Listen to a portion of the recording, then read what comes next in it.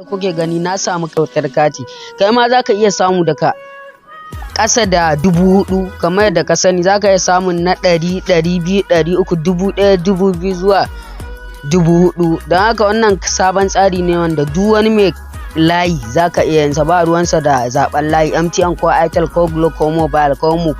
Duk wani layi zaka iya amfani da shi, ma'ana zaka iya amfani da shi don a baka wannan garaɓasa.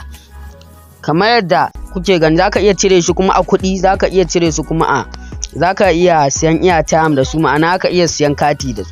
Zaka zo wajen kiran waya ne kai tsaye ka danna wannan *700*8*2# sai ka danna.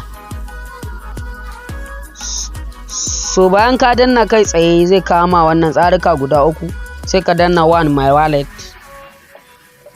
Bayan ka danna my wallet kawai zai nuna ma haka kamar yadda kuke gani your current balance is 2 naira. Na samu naira 2 kamar yadda kuka gani. To wannan sa'a ce, zaka iya samun 2000, 3000, 4000 domin na karɓi layin wani abokina na gwada na samu 15. To don haka aka iya gwada shi a layinka. Wannan hanya ce mai sauƙi, yanzu ka gwada hanyar za ta iya daina aiki. Da haka idan ka samu bidiyon nan a yau to zaka iya gwadawa yadda zaka cire kuɗinka. Zaka kuma danna irin wannan lambobin da ka sa ne da *700*822# sai ka danna shi. Bayan ka danna zai kawo ma again fuska dai kamar haka, kamar yadda ya kawo ma ɗazu. So idan zaka cire su zaka danna Cashout ne 2 number 2.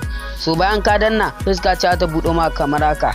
Idan banki zaka tura su zaka danna number 1 ne, idan kuma airtime ma'ana kati ya siya zaka danna 2 ne, in data ne gashi nan cash out to bank, cash out as airtime zaka danna. Misali idan zamu sai kati ne ko zamu sai kati ko data zan iya danna 2. So bayan na danna kai tsaye kamar yadda kuke gani sai in sa amount din adadin kuɗin da na samu. Kai tsaye za su siya min airtime sai in sa pin. So pin din nan guda 4 tun a farko aka sayar da za su nuna maka sa pin guda 4 ka kuma confirm ka sa. Shikenan wannan hanya mai sauki ce, wannan garaɓasa ce da kowa ga kowa, ba wani mai layin MTN ko Airtel. Kowane layi ka gwada zai yi insha Allah. Sai anjima.